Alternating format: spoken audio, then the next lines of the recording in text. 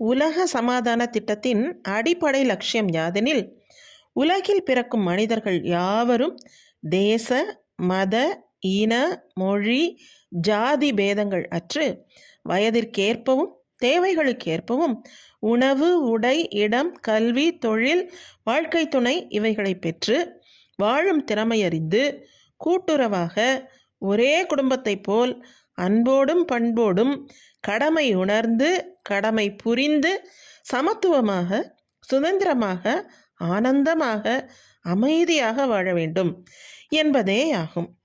இத்தகைய உயர்தரமான லட்சிய வாழ்வை அடைய கீழே விவரிக்கப்பட்ட 4 விதமான பெரிய திட்டங்களை அமுலுக்கு கொண்டு வர வேண்டும் என்று எடுத்துக்காட்டப்பட்டுள்ளது. அவையாவன: 1. உலக சமாதான சங்கம் ஒன்று நிறுவி அதன் கிளைகளை உலகில் எல்லா கிராமங்களுக்கும் பரவச் செய்து ஆங்காங்குள்ள மக்களின் நிலையை சிந்தனையிலும் செயல்முறைகளிலும் உயர்த்தி வாழ்வை வளப்படுத்தும் சேவையை செய்து சமீப காலத்திலேயே உலக பொது நோக்குள்ள அறிஞர்களை அரசியல் மன்றங்களுக்கு தேர்ந்தெடுத்து அத்தகைய தலைவர்களை கொண்டு எல்லா தேசங்களும் ஒன்று சேர்ந்த ஒரு உலக பொது ஆட்சி நிறுவ வேண்டும். 2.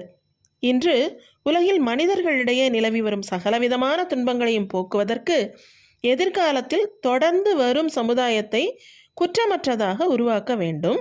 அதற்குள்ள ஒரே வழி, உலகில் பிறக்கும் எல்லா குழந்தைகளும் பொது செல்வமாக்கப்பட வேண்டும், சமூக பொது சொத்தாக்கப்பட வேண்டும். மக்கள் பெற்றோர் பாசம் விடுவிக்கப்பட்டு குழந்தைகள் சுகாதார, விஞ்ஞான, மனோதத்துவ நிபுணர்களின் திட்டப்படி வளர்க்கப்பட வேண்டியது மிகவும் அவசியம் என விரிவாக விளக்கி காட்டப்பட்டு இருக்கிறது.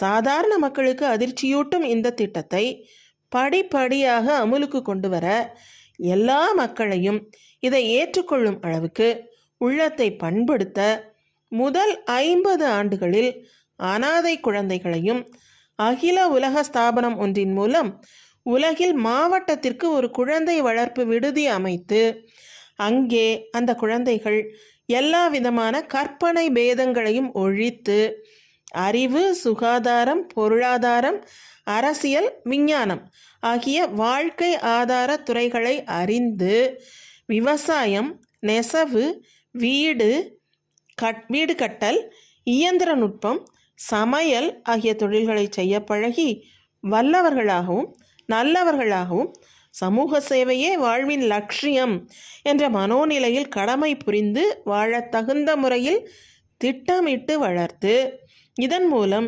குழந்தைகளை பொது விடுதியில் சமூகமே வளர்க்கும் முறையே சிறந்தது என்று பெற்றோர்கள் உணர்ந்து கொள்ளத்தக்க சூழ்நிலையை ஏற்படுத்தி இந்த திட்டத்தை நாளாவட்டத்தில் அனைவரும் பொருத்தமானதென ஏற்றுக்கொள்ள தகுந்தபடி செயலாற்ற வேண்டும். இறுதியில் சுமார் 50 ஆண்டுகளுக்குள் குழந்தையை பொது சொத்தாக்கும் திட்டம் உயர்வானதென எல்லோரும் ஏற்றுக்கொள்ளும் அளவுக்கு இதை செயல்முறையில் கொண்டு வர வேண்டும்.